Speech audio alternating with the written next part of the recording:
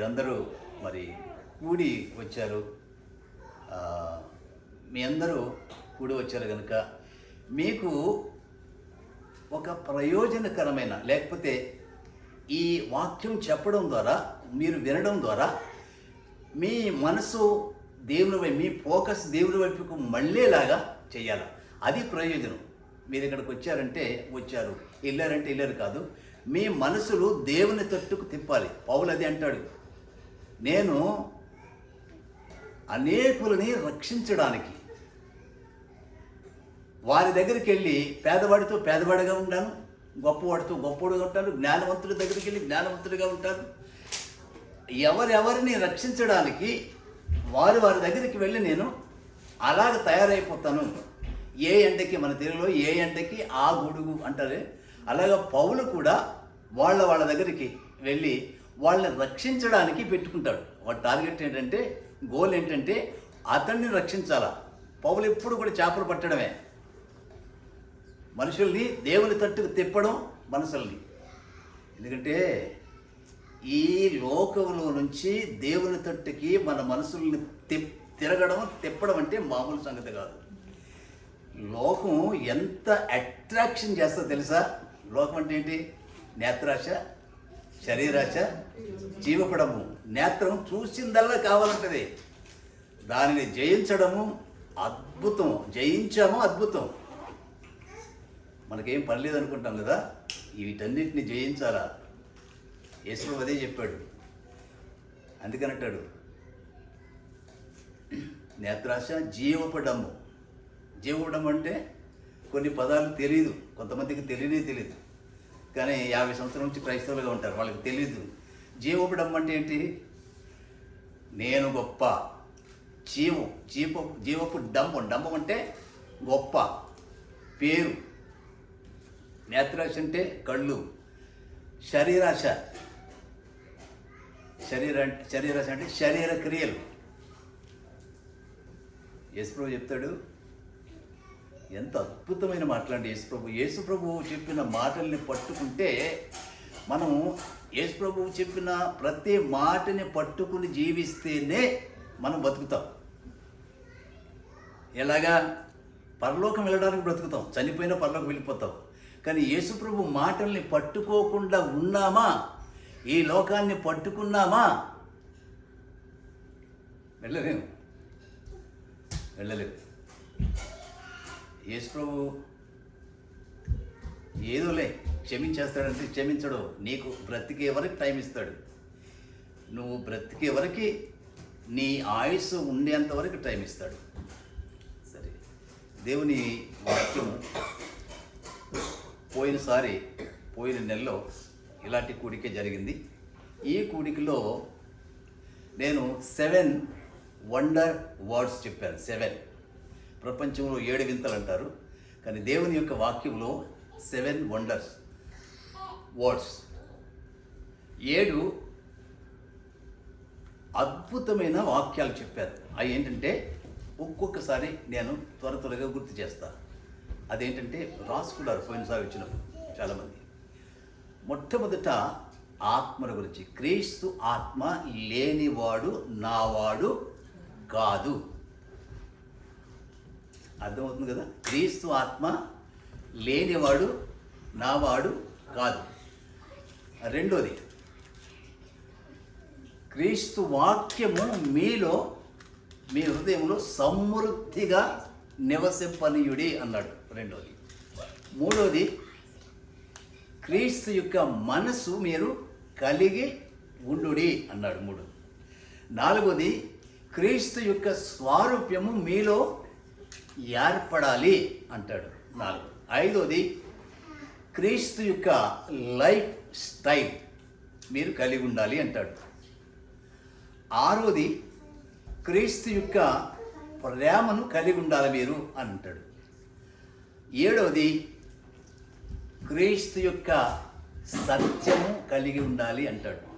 ఈ 7 కనుక వీటి మీద మీరు కాన్సన్ట్రేషన్ పెట్టి వీటిని ఎలా పొందాలి, ఎలా సంపాదించాలి అని మీరు ఫోకస్ పెడితే వీటిని సంపాదించుకోవచ్చు.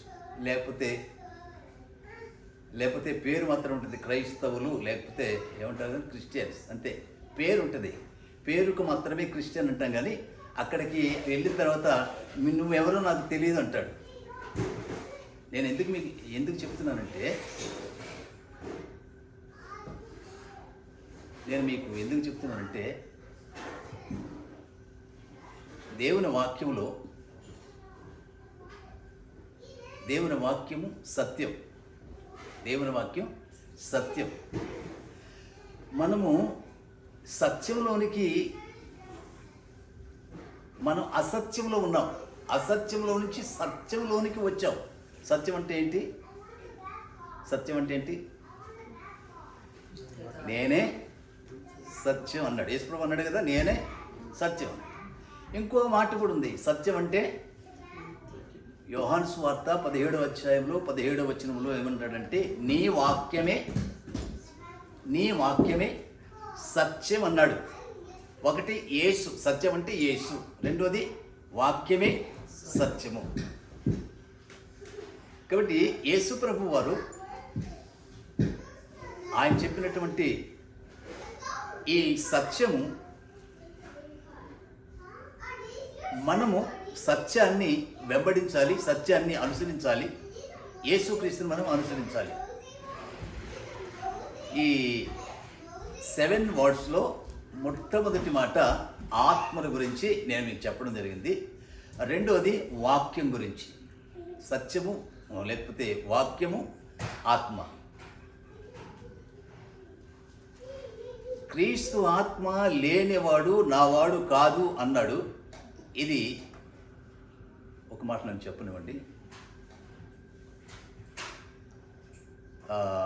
2వ తిమోతీయులకు రాసిన పత్రిక 3వ అధ్యాయము 16-17 వచనాలు. 2 Timothy chapter 3 verses 16-17లో ఏముందంటే, నేను చదువుతాను దయచేసి. 3వ అధ్యాయము 16-17. దైవజనుడు అంటే దేవుని సేవకుడు, దేవుని వాక్యాన్ని బోధించేవాడు, సన్నద్ధుడై సిద్ధపడి ప్రతి సత్కార్యానికి పూర్ణముగా సిద్ధపడి ఉండునట్లు దైవావేశము వలన కలిగిన ప్రతి లేఖనము ఉపదేశించుటకును, ఖండించుటకును, తప్పుదిద్దుటకును, నీతి యందు శిక్ష చేయుటకును ప్రయోజనకరమై ఉన్నది. ఇది ఒక మాట. రెండో మాట 2 Peter chapter 1 verses 21. 2 Peter chapter 1 verses 21. ఇది కూడా నేను చదువుతాను. ఏలయనగా ప్రవచనము ఎప్పుడును మనుషుని ఇచ్చను బట్టి కలగలేదు, కానీ మనుషులు పరిశుద్ధాత్మ వలన ప్రేరేపింపబడిన వారై దేవుని మూలంగా పలికిరి. ఇంకొకసారి నేను చదువుతాను, మీకు అర్థం కావాలి. ప్లీజ్ అండర్స్టాండ్ చేసుకోండి, అర్థం చేసుకోండి వాక్యాన్ని. ఏలైనగా ప్రవచనం అంటే దేవుని వాక్యం. ప్రవచనము, దేవుని యొక్క వాక్యము ఎప్పుడును మనుషుని ఇచ్చను బట్టి, ఇచ్చంటే మనుషుని ఆలోచన బట్టి కానీ, మనుషుని యొక్క ఆ ప్రేరేపణ బట్టి కానీ, మనుషుని యొక్క కోరికను బట్టి కానీ కలగలేదు, కానీ మనుషులు దేవుని పరిశుద్ధ ఆత్మ వలన ప్రేరేపించబడిన వారై దేవుని మూలంగా పలికిరి. పరిశుద్ధాత్మ వలన ప్రేరేపణ పొంది దేవుని మూలంగా పలికిరి. ఒక్క మాట మిమ్మల్ని అడుగుతాను. ఇందులో 66 పుస్తకాలు ఉన్నాయి. ఆదికాండం నుండి ప్రకటన వరకు మొత్తం 66. ఈ 66 పుస్తకాలలో ప్రతి మాట, సింగిల్ వర్డ్ కూడా, ప్రతి సింగిల్ వర్డ్ ఇది దేవుని మాట అని నమ్ముతున్నారా మీరు? దేవుని మాట నమ్ముతున్నారా? ఎవరికైనా డౌట్ ఉందా? ప్రతి సింగిల్ వర్డ్. ఇందులో చెడ్డ ఉంది, మంచి ఉంది. చెడు చేసిన వాడిని విడిచిపెట్టలా, చెప్పేశాడు. చెడు చేసిన వాడిని విడిచిపెట్టలా, చెడు చేసిన వాడికి శిక్షించాడు దేవుడు. మంచి చేసిన వాడు, నీతిగా ఉన్నవాడిని గణపరిచాడు దేవుడు. చెడు చేసిన వాడిని శిక్షించాడు, వాడిని దెబ్బలు కొట్టాడు. దేవుని వాక్యం చెప్పేటప్పుడు నిజంగా నిజంగా దైవజనుడైతే ఏం చేయాలంటే దేవుని వాక్యం చెప్పేటప్పుడు ఉపదేశించాలి, ఖండించాలి, గద్దించాలి, బుద్ధి చెప్పాలి. దేవుని వాక్యం. ఇంకో మాట ఏంటంటే దేవుని వాక్యం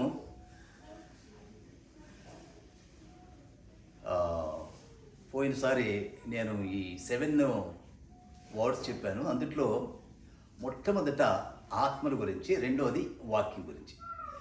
ఈ రెండు చాలా ఇంపార్టెంట్. ఈ రెండు లేకుండా ఒక పాపి అయిన మనుషుడు అంటే రక్షణ పొందకుండా, యేసు ప్రభువుని తెలియకుండా ఉన్న ఒక మనుషుడు దేవుని యొక్క వాక్యం ద్వారా యేసు ప్రభువుని గురించి తెలుసుకుంటాడు. దేవుని ఆత్మ ద్వారా అతడు పశ్చాత్తాపం కలుగుతుంది. ఈ రెండింటి ద్వారా అతడు ప్రభువుకి లేక ప్రభువైన యేసుక్రీస్తుకి లేక దేవునికి కుమారుడిగా అవుతాడు. ఇంకొకసారి చెప్తాను వినండి. పరిశుద్ధాత్మ లేనివాడు నావాడు కాదు అని ఈ మాట ఎవరు చెప్పారు? దేవుడే. ఇందుట్లో ఏ మాట చదివినా ఎవరు చెప్పారు ఆ మాట? దేవుడే. ఎక్కడి నుంచి వచ్చింది? అక్కడి నుంచే వచ్చింది. ఏ దేవుడు? ఈ భూమి ఆకాశాలు చేశాడే సృష్టికర్త ఆయనకి తెలియకుండా ఈ మాట, ఆయన నోటి నుండి వచ్చిన ప్రతి మాట ఇది మనం నమ్మాలి. మొట్టమొదట మీరు చేయవలసింది ఏంటంటే ఇందులో సింగిల్ వాడు కూడా ఇది సృష్టికర్త అయిన దేవుని యొద్ద నుండి వచ్చిన మాట అని చెప్పాలి, నమ్మాలి. కాబట్టి ఈ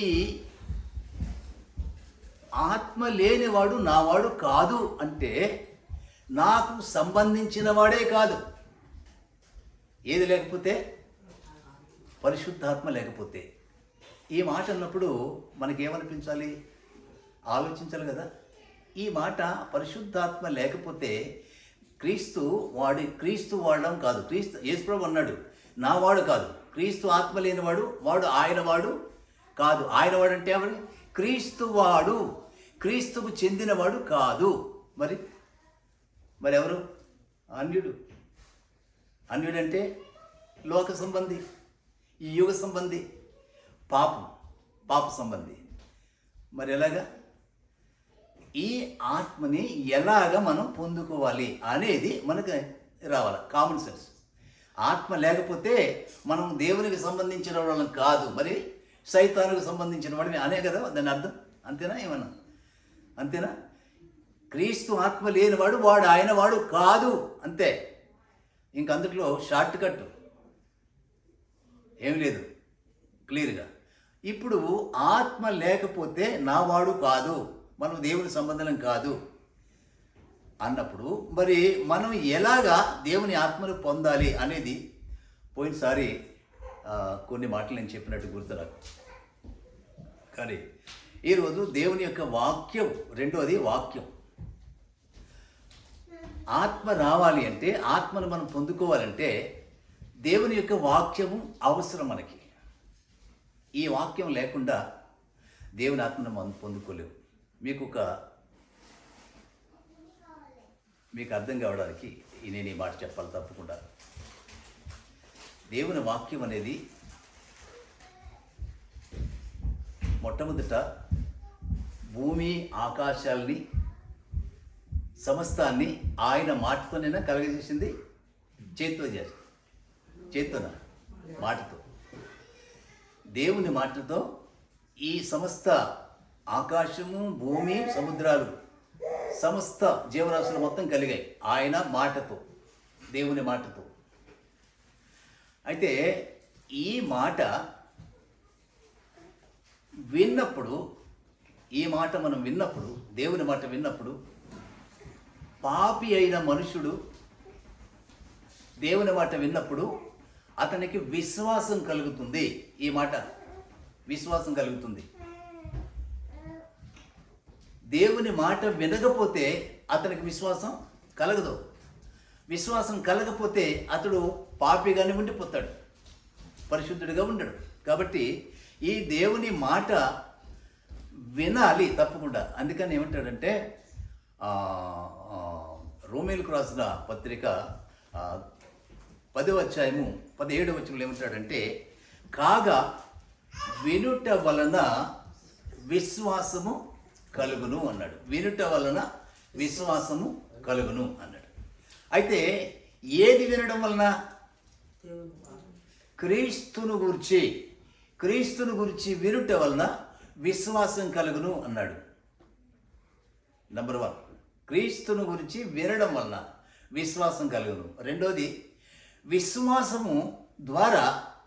విశ్వాసం కలిగినప్పుడు విశ్వాసం ద్వారా నీతిమంతులు అవుతారు.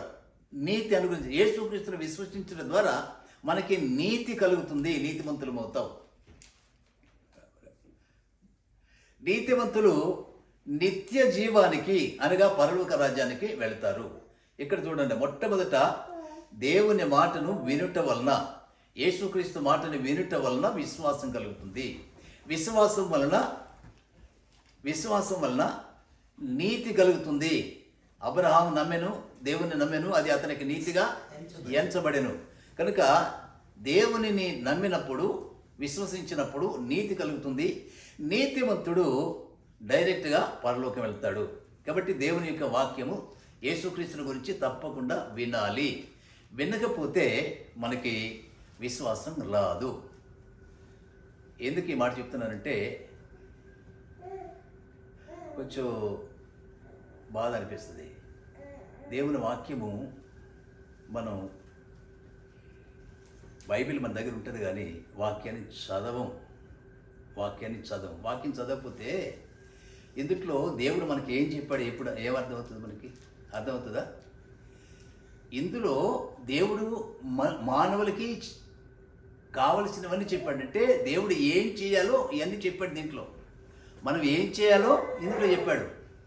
ఎలాగ ఆయన్ని మనం చేరుకోవాలో ఇందులో చెప్పాడు.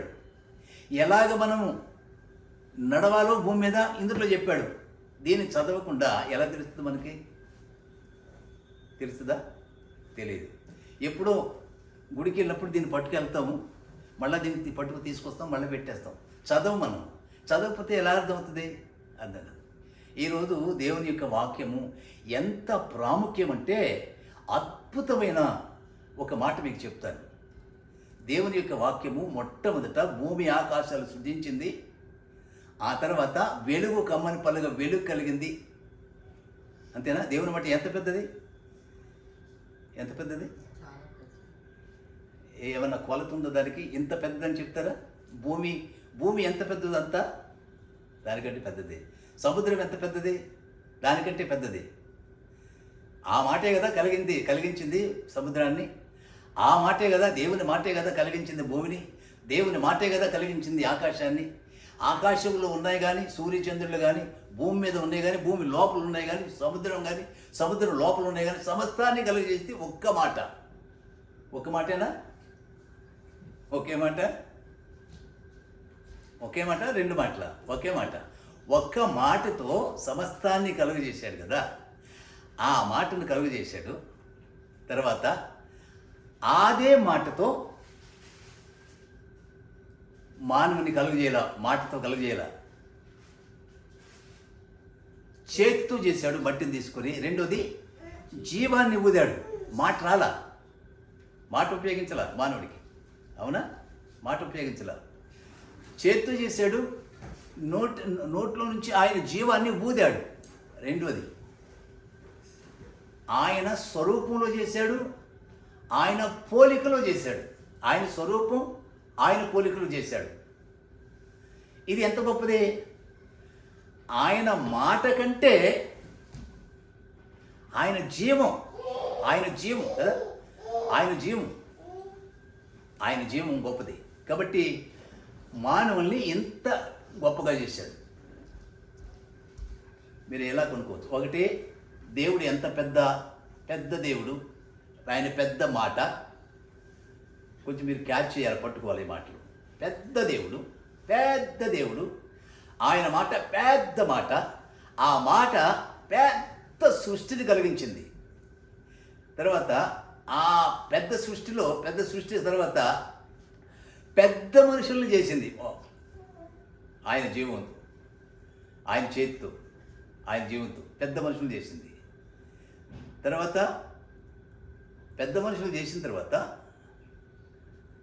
ఆయన ఆ మనుషులకి ఒక గార్డెన్ ఇచ్చి అందులో పెట్టి ఒక పెద్ద ఆజ్ఞ ఇచ్చాడు.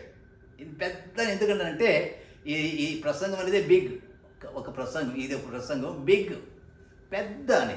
దేవుడు ఎంత పెద్ద అంటే ఆయన కొలత లేదు, ఇంతని ఎండ లేదు ఆయనకి.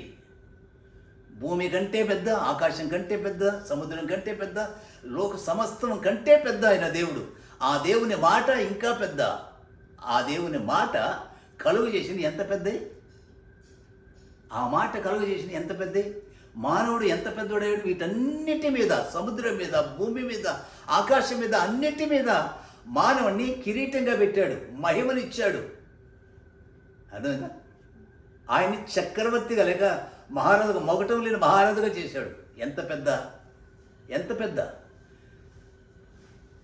మీకు మైండ్కి రావాలి. ఎంత పెద్ద అంటే చెప్పలేనంత పెద్ద. కౌంట్ లేదు ఇక్కడ భూమి మీద. ఏ మానవుడు కూడా ఆయన మాటని, ఇంత వజనని తూకమేలేడు, కొలతలేడు. ఇంత పెద్ద ఆజ్ఞ ఇచ్చాడు. ఏమని ఆజ్ఞ ఇచ్చాడు? పండు తినవద్దు, ఇది తినవద్దు అన్నాడు. ఆజ్ఞ కదా, అది మాటే కదా. ఎంత పెద్ద మాట అది. మళ్ళీ అడుగుతున్నాను మిమ్మల్ని, ఎంత పెద్ద మాట, చెప్పలేనంత పెద్ద మాట, మనం వర్ణించలేమంత పెద్ద మాట. కనుక ఆ ఆజ్ఞ కూడా అంతే పెద్దది కదా. అంత పెద్ద ఆజ్ఞ ఇచ్చినప్పుడు ఏం చేశారు వీళ్ళు? ఆ ఆజ్ఞను అతిక్రమించారు. దానికి దేవుడు ఏమన్నాడు? ఈ పండు తింటే ఏమవుతాం? ఏమవుతాం? పండు తింటే ఏమవుతాం? చనిపోతావు. పండు తినకపోతే చావు ఉండదు. దేవుడు చావుని సృష్టించినప్పుడు చావు లేదు దేవుడి సృష్టిలో. అర్థమవుతుందా మీకు? దేవుడి సృష్టిలో ఏం లేదు, చావు ఉందా? లేదు. ఈ చావు వీళ్ళు తెచ్చుకున్నారు. దేవుడు ఆజ్ఞ ఇచ్చాడు, ఏమని? మీరు తినవద్దు అన్నాడంతే. ఒకవేళ తింటే నేను సృష్టించని చావు వస్తుంది. చావు లేదు. దేవుడు చావుని, మిగిలిన అన్నింటినీ కూడా ఆయన ఇష్టంగా సృష్టించుకున్నాడు, మంచిదిగా చూశాడు. కానీ చావు లేదు. చావును సృష్టించలేదు ఆయన, చావుని చేయలేదు ఆయన, చావుకి ఆజ్ఞ ఇవ్వలేదు.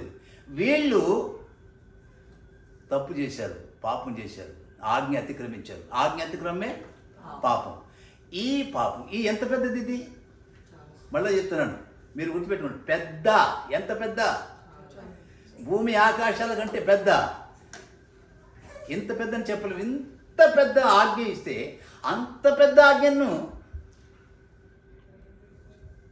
తోడిది అంటే పాల్గొట్టేశారు. ఈ పెద్ద ఆజ్ఞకి ఎంత శిక్ష రావాలి? పెద్ద శిక్ష రావాలా, చిన్నదా? పెద్ద శిక్ష. ఎంత పెద్ద శిక్ష? మొట్టమొదటి అందరిని పిలిచాడు, శపించాడు. అవ్వని పిలిచాడు మొట్టమొదట, నీవు నీ గర్భవేదన హెచ్చిస్తున్నాను, చచ్చిపోయి బ్రతుకుతావు అన్నాడు. స్త్రీ అంతే కదా, బిడ్డను కనేటప్పుడు చచ్చిపోయి బ్రతుకుతాయి. బ్రతికిందా? సంతోషం. చనిపోయిందా? లేదు. అంటే అంత ప్రసవ వేదన. పురుషుడికి నీ జీవితం అంతా చెమట విడిచి బతకడమే. నువ్వు ఉదయం నుండి సాయంకాలం చెమట విడిచి బ్రతకడమే పురుషుడికి. సర్పానికి చెప్పించాడు, నువ్వు మన్నుతో పాగుతావు, మన్ను తింటావు. నిన్ను చూసినోడు చంపుతాడు. నిన్ను చూసినోడు చంపుతాడు. ఎందుకంటే నువ్వు దేవుని స్వరూపంలో, దేవుని పోలికలు చేసిన వాళ్ళకి చావుకి కారణమయ్యాడు. ఎవడు? సర్పం కదా. అందుకని ఈ సర్పాన్ని మనం ఎవరైనా మనుషులు చూశారనుకో, కొట్టి చంపే వరకు నిద్రపోం. ఒకవేళ ఇంట్లో సర్పం వెళ్ళింది అని అంటే ఇంట్లోకి వెళ్ళం, నిద్రపోం కదా. అలాగే ఎందుకంటే వాళ్ళు చచ్చిపోయారు, ఈ సర్పాన్ని బట్టి చచ్చిపోయారు. అందుకని వీళ్ళందరూ, ఈ ఆదాము సంతానం అంతా సర్పాన్ని చూసి చంపుతారు.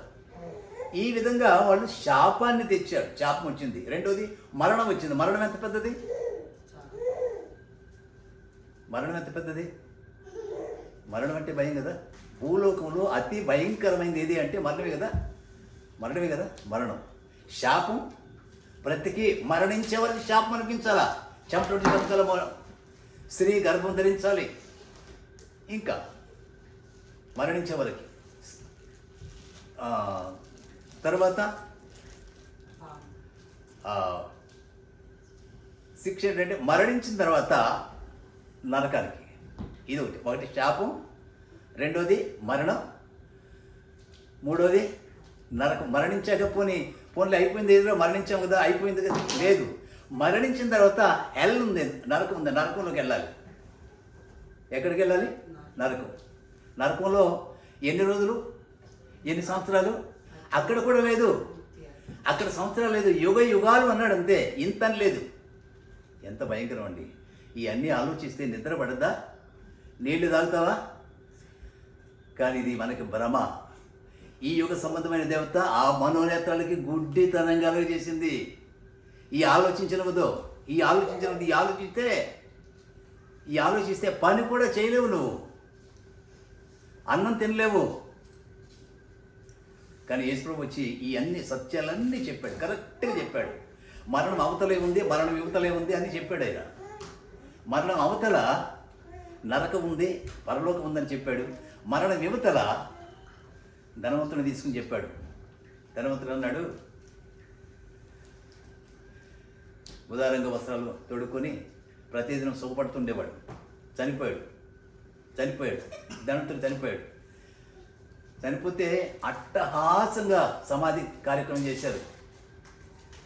బోలెడు మంది వచ్చారు. కానీ పేద లాజరు ఉన్నాడు కదా, కురుపులతో బాధపడే లాజరు ఉన్నాడు కదా, అది చనిపోయాడు. సమాధి లేదు, ఏం లేదు, బైబిల్లో లేదు సమాధి చేశారని. కానీ కురుపులతో బాధపడేవాడు. ఒళ్ళంతా కురుపులే, ఆయనకి ఎవరు లేరు. అంటే దేవుడు చెప్పాడు, ఇది ఉపమానం చెప్పాడు. ఉపమానం కాదు, లాజరు ధనవంతుడు అని పేరు కూడా చెప్పాడు. ధనవంతుడు చనిపోతే ఎక్కడికి వెళ్తాడు? లాజరు నా యందు భయభక్తులు కలిగిన వాడు ఎక్కడికి వెళ్తాడు? ఇదంతా క్లియర్గా పిక్చర్ చూపించాడు. మనమేమో పిక్చర్ అనుకుంటాం, ఇది కథ అనుకుంటాము, ఇది ఒక కట్టు కథ, ఒక స్టోరీ అనుకుంటాం. మనం ఆలోచించం, ఇది నిజం, ఇది సత్యం, ఇది ట్రూత్ అని ఆలోచించామంటే మనం అడుగులు కూడా వేయలేం. దేవుణ్ణి అర్థం చేసుకున్నవాడు అద్భుతంగా జీవిస్తాడు, దేవుని కొరకే బ్రతుకుతాడు. మళ్ళీ చెప్తున్నాను, దేవుణ్ణి అర్థం చేసుకున్నవాడు, దేవుణ్ణి ఎరిగినవాడు దేవునితోనే తృప్తి పొందుతాడు. సాటిస్ఫాక్షన్ అతనికి దేవుడితోనే. దేవుని దగ్గర గడిపితే సాటిస్ఫాక్షన్, దేవుడు దగ్గర గడపకపోతే సాటిస్ఫాక్షన్ ఉండదు. ఇదే అతడు దేవునివాడా, క్రీస్తుకు సంబంధించిన వాడు కాదా అనడానికి గుర్తు ఏంటంటే, లోకంలో నువ్వు దేవుని గురించి ఆనందించనంతగా దేవుని యందు ఆనందిస్తావు.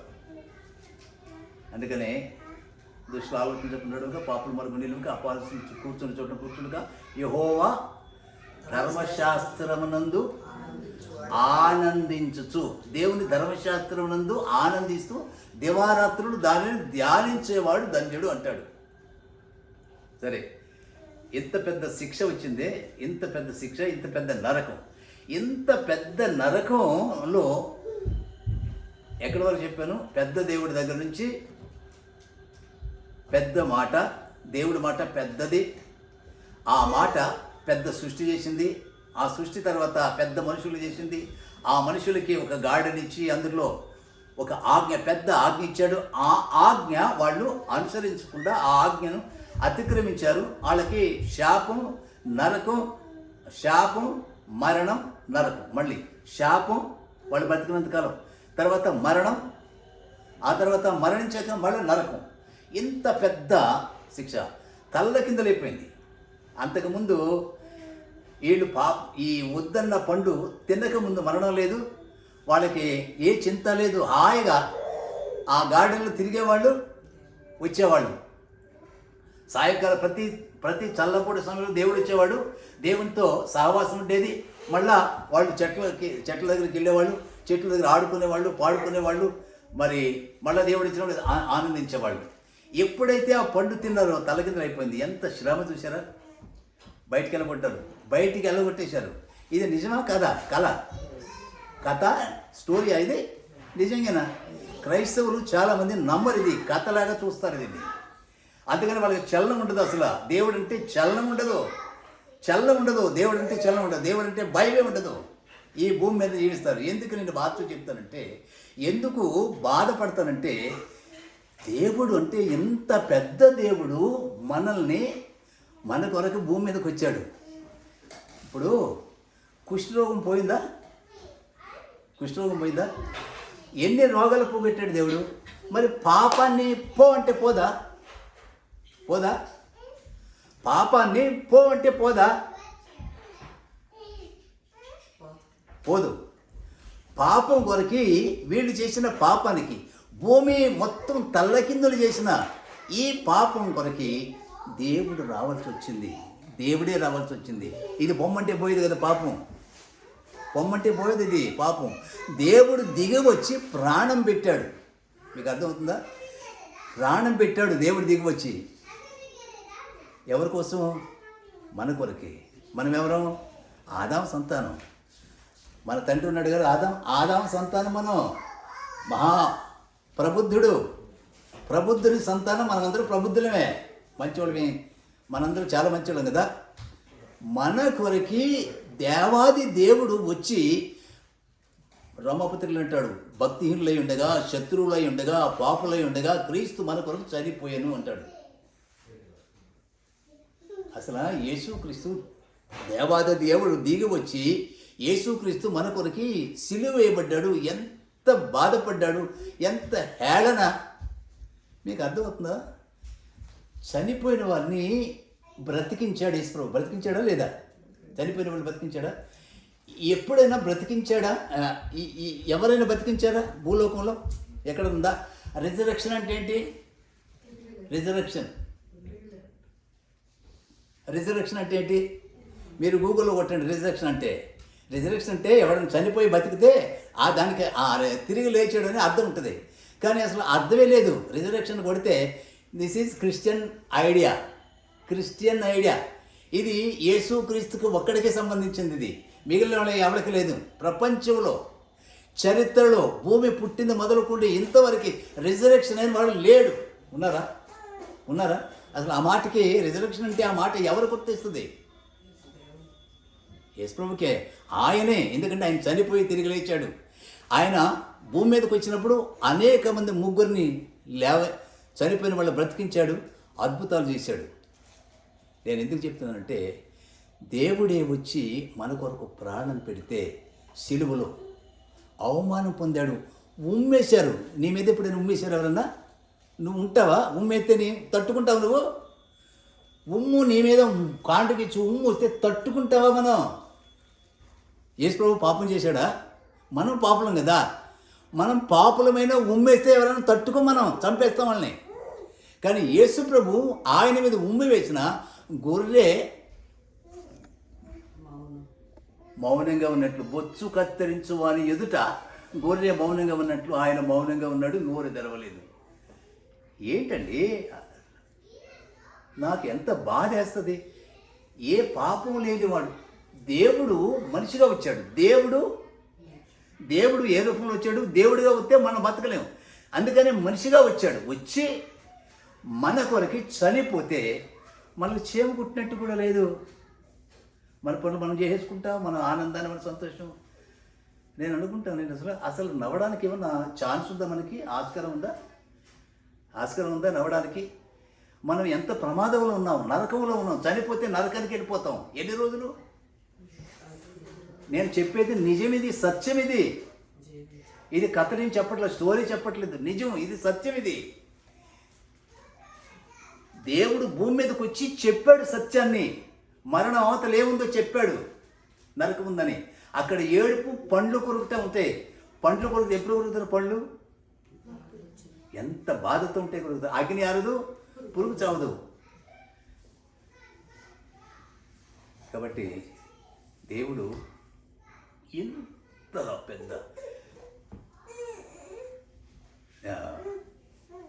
ఎంత పెద్ద శిక్షను మనకిచ్చినప్పుడు, అంత పెద్ద శిక్ష, అంత పెద్ద పాపాన్ని తీసివేసి పాపులమైన మన కొరకి ఆ యేసుప్రభు వచ్చి మన కొరకి ప్రాణం పెట్టాడు. ఎందుకు పెట్టాడు? యేసుప్రభు ఎందుకు రావాల్సి వచ్చింది భూమి మీదకి?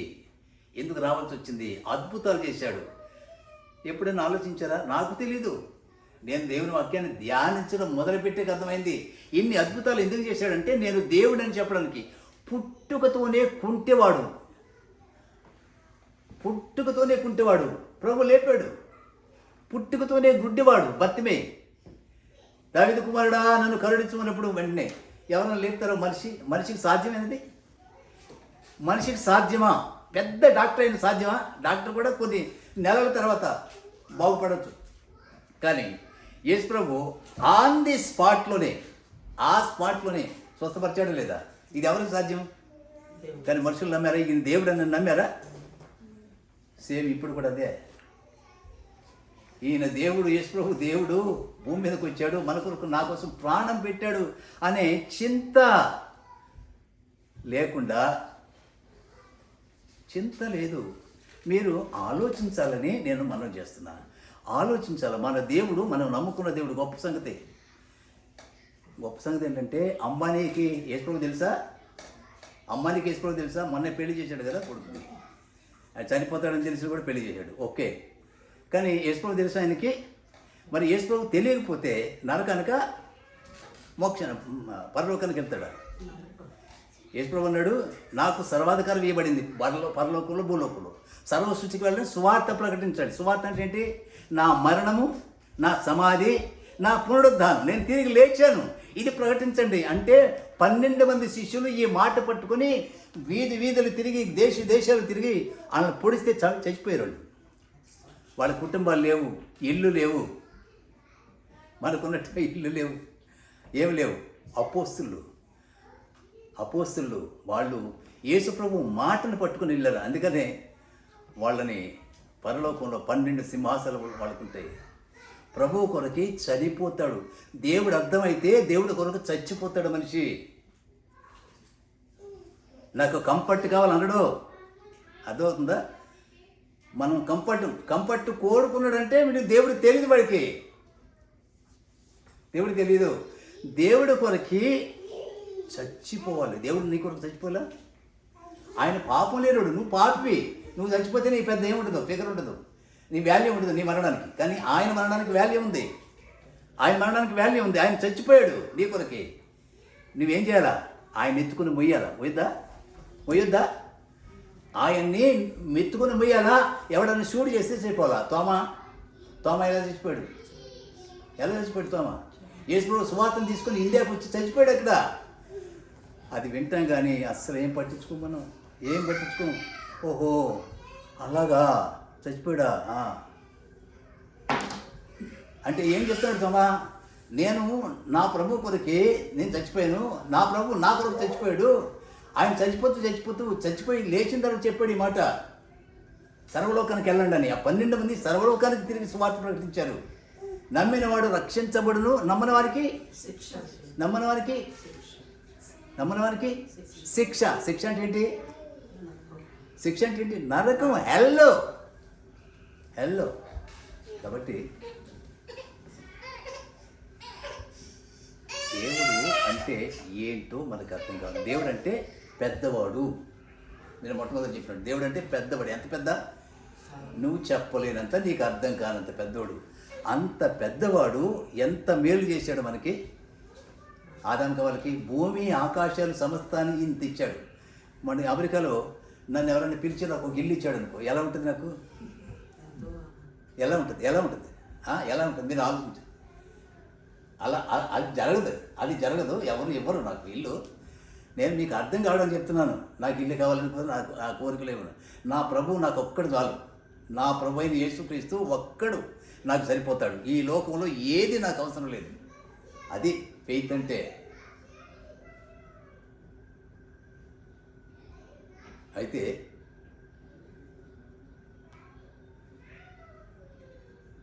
పన్నెండు మంది తిరిగారు, చనిపోయారు వాళ్ళు. యేసు ప్రభు చెప్పాడు, పౌలు అంటాడు, నేను సిలువేబడిన యేసుక్రీస్తు ప్రకటిస్తున్నాను. సిలువేబడిన యేసుక్రీస్తు, ఆ యేసు ప్రభు సిలువను. అందుకని యేసు ప్రభు అన్నాడు, నేను వచ్చేంతవరకు, లేక మీరు చనిపోయేంతవరకు మీరేం చేయాలా? నా మరణ సమాధి పునరుద్ధానాన్ని జ్ఞాపకం చేసుకోవడానికి దీన్ని చేయండి. దేన్ని? ఏది? రొట్టె ద్రాక్షారసం. ఆ రొట్టె ద్రాక్షారసం తీసుకుంటున్నప్పుడు ఏమన్నా ఆ స్పృహ ఉంటుందా? కాన్షియస్ ఏమి ఉంటుందా? యేసు ప్రభువా, నువ్వు నా కొరకు చనిపోయావు నాయన, నా కొరకు చనిపోయాడు. ఎంత బాధ, ఎంత అవమానం. ఏమండి, ఉమ్ము వస్తే ఎంత అవమానం యేసు ప్రభు మీద. ఎవరి కోసం పడ్డాడు ఆ అవమానం? నా కొరకి అనేది రావాలి. అన్నప్పుడు ఒళ్ళంతా ఏమవుతుంది? నీకు షెవరింగ్ రావాలి. షెవరింగ్. నా కొరకు నీ మీద ఉమ్ము వేసావు. ఆ ఉమ్ము నా కొరకు, నా కొరకే పడింది. నీ మీద ఉమ్ము, దెబ్బలు నా కొరకే, సిలువ నా కొరకే, ముళ్ళకిరెట్టు నా కొరకే. ఇవన్నీ తలుచున్నప్పుడు మనకి ఒళ్ళంతా షవరింగ్ రావాలి, వణకాలి. వా కృతజ్ఞత భావం, పశ్చాత్తాపం. దీన్ని బట్టి దేవుడు మనకు అర్థమైతే ఎలా ఉంటామంటే ఆతృతగా, ఆసక్తిగా దేవుడి కొరికి చచ్చిపోవడానికి రెడీ అవుతాం. అసలు ఇంతవరకు బ్రతికించాడంటే ఎంత గొప్ప భాగ్యం అండి. అమ్మానికి లేదు విశ్వాసం దేవుడి మీద. చనిపోతే పరలోక వెళ్ళడు, నరకానికి వెళ్ళిపోతాడు. అంత పెద్ద ఆస్తి ఉంది, కానీ మనకిచ్చాడు, ఎన్నిక లేని మనకి. అవునా? కొరింథీయులు అంటాడు, ఏంటంటే ఎన్నిక లేనటువంటి వారిని నేను పిలిచాను, జ్ఞానం లేని వారిని పిలిచాను, తర్వాత బలహీనుల్ని, బలవంతుల్ని పిలవలా, బలహీనులు పిలిచాడు. అంటే మనకి ఈ యొక్క ఆపర్చునిటీ ఇచ్చాడు యేసుక్రీస్తు. దేవుణ్ణి నమ్ముకునేటటువంటి భాగ్యం, దేవుడుగా మనకి తెలియజేసుకున్నాడు, మనం నమ్మినట్లుగా చేసుకున్నాడు. కాబట్టి ఇంత పెద్ద, ఫైనల్గా నేను చెప్పే మాట ఏంటంటే, ఎంత పెద్ద దేవుడో, ఎంత పెద్ద మాట, ఎంత పెద్ద సృష్టి, ఎంత పెద్ద ఆజ్ఞ ఆదాము అవ్వలకి ఇచ్చింది, ఎంత పెద్ద పాపం చేశారు, ఎంత పెద్ద శిక్ష అనుభవించారు, శాపం అనుభవించారు, మరణం వచ్చింది. ఆ తర్వాత దేవుని ఆజ్ఞను పాటించకపోతే వాళ్ళు నరకానికి వెళ్తారు. కాబట్టి ఆ పాపమును నుండి విడుదల పొందడానికి, అందుకే ఆ పాపం నుంచి తప్పించడానికి, ఆ పాపమంతా, ఆ ఉగ్రతంతా తాగడానికి ప్రభువైన యేసుక్రీస్తు వచ్చారు. ఆ యేసుక్రీస్తు ఆదాము మొదలుకొని ఈ యుగ అంతం అయ్యే వరకు ఎంతమంది అయితే ఈ భూమి మీద పుడుతున్నారో, పుట్టబోతారో, వాళ్ళందరి పాపాలకి ఒకేసారి ఆయన మరణించాడు, రక్తం గార్చాడు. ఉదాహరణకి 2000 సంవత్సరాల క్రితం ఆయన వచ్చాడు. ఇప్పుడు నేను పుట్టాను మొన్న 1957లో పుట్టాను. నా కొరకు మరణించాడు అంటే 2000 సంవత్సరాలు అయింది ఆయన నా కొరకు మరణించి. ఇంకా పుట్టబోయే వాళ్ళు కొరకు కూడా ఆయన మరణించాడు 2000 సంవత్సరాల క్రితమే. కాబట్టి నేనేమంటున్నాను, ఆదాము దగ్గర నుంచి ఈ యుగం అంతమయ్యే వరకు, కాలిపోయే వరకు, భూమి ఆకాశాలు అగ్నిలో కాలిపోయేంతవరకు ఎంతమంది అయితే భూమి మీద పుట్టారో వాళ్ళందరి పాపాలకి ఆయన ఒకేసారి ఆయన రుణాన్ని తీర్చేశాడు. ఇప్పుడు చేయవలసిందల్లా ఏంటంటే, ఈ భూమి మీద పుట్టిన ప్రతి ఒక్కడు యేసు ప్రభువుని అంగీకరిస్తే వాళ్ళ యొక్క జన్మ కర్మ పాపాలకి విరుగుడ, విముక్తి కలుగుతుంది. అలాగా ఆయన అంగీకరించకపోతే వాళ్ళకి జన్మ పాపం, కర్మ పాపంతో వాళ్ళు చనిపోతే నరకానికి వెళ్తారు. అందుకని యేసు ప్రభు ఆయన మెయిన్ గోల్ ఏంటంటే సర్వలోకానికి వెళ్ళి సువార్త ప్రకటించండి నన్ను గురించి. నేను పాపులందరి కొరికి మరణించాను, తిరిగి లేచాను. అయితే నన్ను నమ్మిన వారికి రక్షణ, వాళ్ళకి రక్షిస్తానంటే వాళ్ళకి నరకం ఉండదు, నరకం నుంచి రక్షిస్తాను అని ప్రభు చెప్పాడు. ఎవరైతే నమ్ముతారో వాళ్ళకి రక్షణ.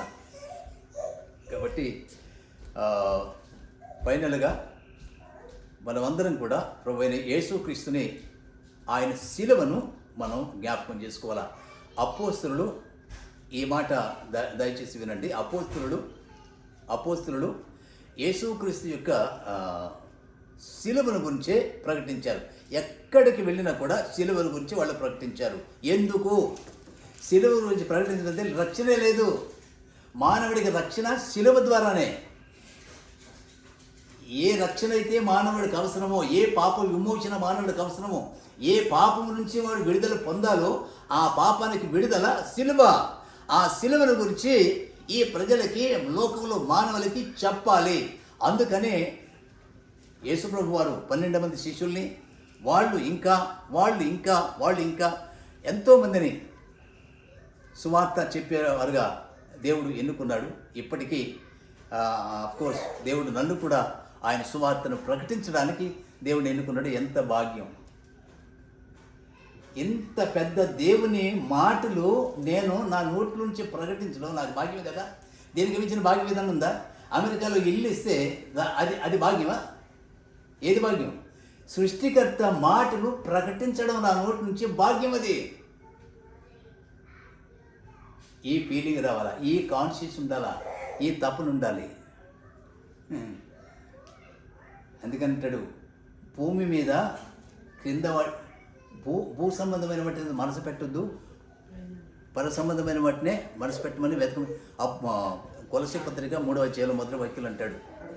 మీరు యేసుక్రీస్తు నమ్ముకున్నారు కనుక మీరు పై సంబంధులు, పరలోక సంబంధులు కనుక పరలోక సంబంధం వాటిని వెదకండి అన్నాడు. భూ సంబంధమైన వాటి మీద మనసు పెట్టవద్దు అన్నాడు. మనసు పెట్టొద్దు. కానీ చాలామందికి ఇక్కడే ఉంటుంది మనసు అంతా. దేవుడు పిలిచిన నేను తర్వాత వస్తాను. ఒకడు అన్నాడు, ప్రభా, యేసు ప్రభు అన్నాడు, నువ్వు రమ్మంటే ప్రభా మా తండ్రిని పాతి పెట్టుకు వస్తాను అన్నాడు. అప్పుడు ప్రభు అన్నాడు, ఆడు మృతులు పాతి పెట్టుకుంటారు, నువ్వు జీవంతో ఉండాలని నన్ను వెంబడించు అన్నాడు. అది రాలా, వెళ్ళిపోయాడు. ఈ భూమి మీద దేవుడు కావాలా, ఈ లోకాన్ని విడవాలంటే ఉద్యోగాన్ని విడిచిపెట్టమంటలా, ఇల్లు విడిచిపెట్టమంటలా, భార్య అని పిల్లల్ని విడిచిపెట్టమంటలా. వీళ్ళు తాత్కాలికం, టెంపరవరీ. వీళ్ళు దేవుడిచ్చిందే, ఈ బాధ్యతలే. కానీ నీ ఫోకస్ దేవుని మీద ఉండాలా, మనసు దేవుని మీద ఉండాలా. దేవుడు ఏం చెప్పాడో తెలుసుకోవాలా, బైబిల్ చదవాలి. దేవుడు ఏం చెప్పాడో తెలుసుకోవాలంటే బైబిల్ చదవాలి. బైబిల్ చదవకపోతే మనకి దారి తెలీదు, అడ్రస్ తెలీదు. ఎలా వెళ్తాం? పరలోకం వెళ్ళాలి, ఎలా వెళ్తాం? పరలోకానికి అడ్రస్ తెలీదు, అందుట్లో ఉంది అడ్రస్. పరలోకానికి వెళ్ళాలంటే మనం ఎందుకు యేసుప్రభుని నమ్ముకున్నాం? పరలోకానిక, నరకానిక?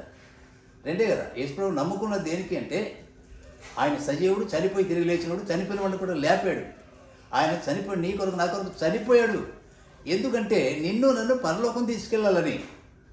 ఆయన మొట్టమొదటి ప్రసంగం ఏంటో తెలుసా? బాప్తిస్మిచ్చి యోహాన్ని జైలు వేశారు చంపడానికి. యేసుప్రభు బాప్తిస్మిచ్చి యోహాను, మార్కు సువార్త 1వ అధ్యాయం 14వ వచనంలో ఉంటాడు, యోహాను చెరపట్టబడినని విని యేసు మొదలుపెట్టాడు. అంటే ఫుల్ స్టాప్, నాన్ స్టాప్గా. ఫుల్ స్టాప్ ఎట్లా? యోహాను ఆఫ్ చేశాడు. యోహాను ఏం చెప్పాడు? పరలోక రాజ్యం సమీపించింది, మీరు మారు మనసు పొందండి. పరలోకం వెళ్ళాలంటే మారు మనసే. మారు మనసు అంటే ఏంటి? చాలామంది తెలీదు. 100కి 90 మందికి తెలీదు. చర్చిలో 10 మంది కూడా ఏమో నమ్మకం లేదు. మారు మనసు అంటే తెలీదు. యేసుప్రభు తర్వాత యేసుప్రభు మళ్ళీ మొదలుపెట్టాడు 14వ అధ్యాయంలో. స్థిరపట్టబడిన విని యేసుప్రభు మళ్ళీ ప్రకటిస్తూ దేవుని రాజ్యం సమీపించింది, మీరు మారు మనసు పొందండి, సువార్తను నమ్మడని చెప్పుతూ ఆయన గలిలీలో ప్రకటించాడు. ఆయన వచ్చింది ఎందుకంటే పాపం రక్షించడానికి. ఆయన వచ్చింది ఎందుకంటే పాపం రక్షించడానికి. పాపులు ఎవరు పాపులు? సార్ నేను పాపిని కాదు సార్. హాయిగా అమెరికాలో ఇల్లు ఉంది, పిల్లలు ఉన్నారు, భార్య ఉంది, ఉద్యోగం చేసుకున్నాం, ఏం పాపం చేయట్లేదు, పనికి వెళ్తున్నాం, వస్తున్నాం, అయిపోయింది, పాపం ఏం లేదు అని అనుకుంటాం. మనం కాదు, మనం ప్రతి దినము. అందుకని యోహాను అంటాడు, మనము మన పాపములను ఒప్పుకునే ఎడల ఆయన నమ్మదగిన వాడు, నీతిమంతుడు గనుక మన పాపములను క్షమించి సమస్త దుర్నీతిని మనల్ని పవిత్రులుగా చేయను. ప్రతి దినం మనం పాపాన్ని కడుక్కోవాలి. ప్రతిదినం స్నానం చేస్తామా? బట్టలు ఉత్తామా? అంట్లు కడుక్కుంటామా? ఇల్లు శుభ్రం చేసుకుంటామా? ఇక్కడ క్లీనర్స్ వచ్చారు, ఈరోజు క్లీన్ చేశారు. మనం ప్రతిరోజు మన శరీరాన్ని మనం కడుక్కున్నట్టుగా అంతరాత్మను కడుక్కోవాలి. ఉందా ఇది? ఇది ఉంటుంది కదా మనకి, ఉంటుందా? అరే నేను ప్రతిరోజు నేను స్నానం చేస్తున్నా, మంచి బట్టలు వేసుకున్నా, ఉతికిన బట్టలు వేసుకున్నా, వేయాలా. అయితే అంతరాత్మను కూడా, ఆత్మను కూడా, అంటే హృదయాన్ని కూడా కడుక్కోవాలి. ఎందుకని హృదయ శుద్ధి గలవారు ధన్యులు అన్నాడు. పరలోకానికి వెళ్ళేవారు హృదయ శుద్ధి కలగాలి. ఆత్మలు దీనులై ఉండాలి. పరలోకానికి వెళ్ళేటటువంటి వారు మత్తయి సువార్త 5:1-10 వరకు. కనుక బైబిల్ చదివితే దేవుడి దగ్గరికి దారి దొరుకుతుంది. మళ్ళీ ఒకసారి బైబిల్ చదివితే దేవుడి దగ్గరికి దారి దొరుకుతుంది. ఎప్పుడో ఒకసారి ఇలాగా ఒక సేవకుడు వస్తాడు, ఖచ్చితమైన కరెక్ట్గా వాక్యం చెప్తాడు. మిగిలిన ఉంటారు.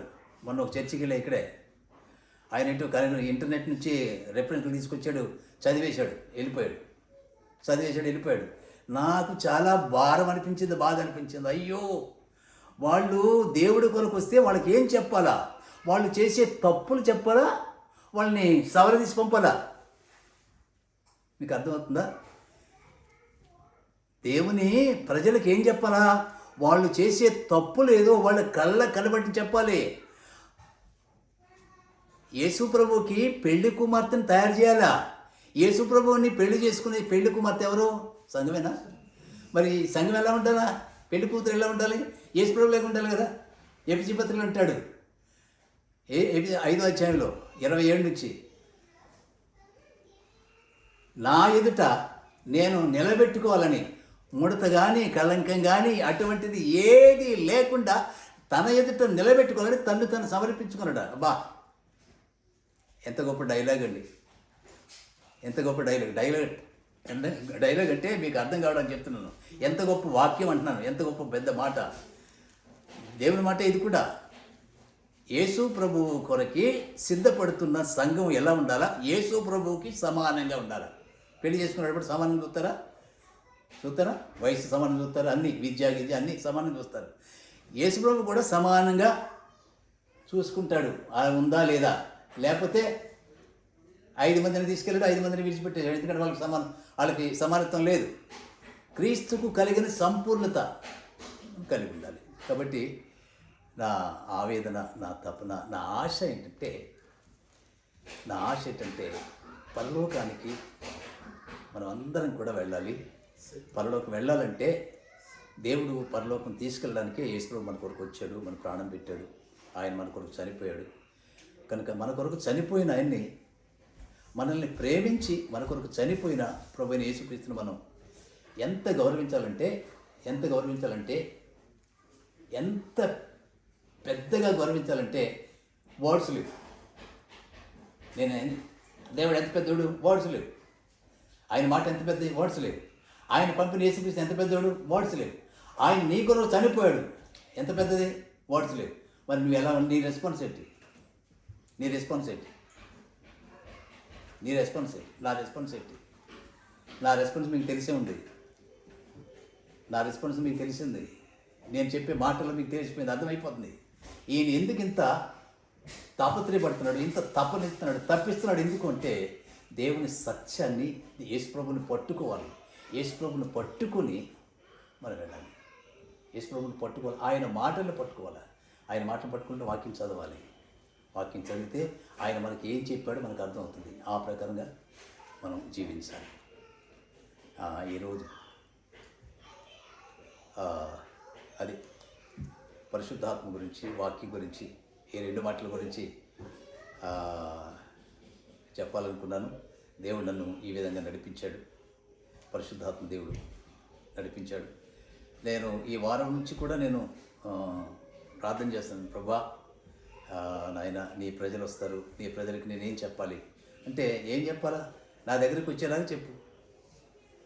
దేవుడు ఏమంటాడు? అంతే కదా, ఇంకేమైనా చెప్తాడా?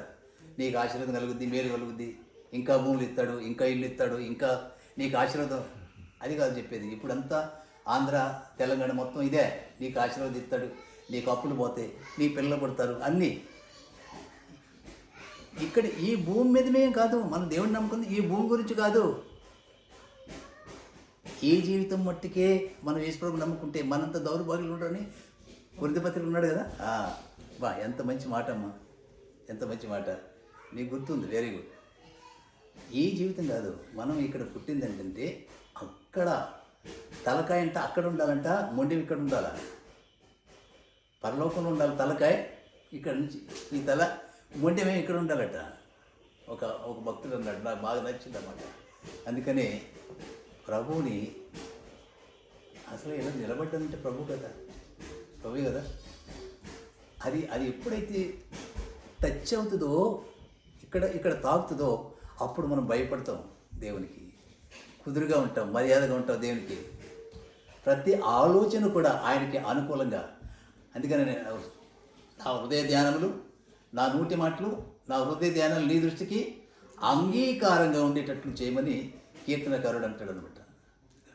కాబట్టి మొట్టమొదటిగా చెప్పినట్టు మన జీవితం, మనం చేసే ప్రతి చిన్నది కూడా దేవునికి మహిమ కలుగుతుందా లేదా, ఇంతే. ఈ థింకింగ్తో బ్రతికామా అందుకుంటాం, ఆ గోల్ని చేరుతాం. ఈ థింకింగ్. దేవుడు ఏం చెప్పాడు, ఎందుకు వచ్చాడు దేవుడు మన కొరకు, నా కొరకు వచ్చాడు కదా. ఇది సత్యం కదా, అబద్ధం కాదు కదా, అబద్ధం కాదు కదా. దేవుడు నా కొరకు వచ్చాడు, చచ్చిపోయాడు కదా.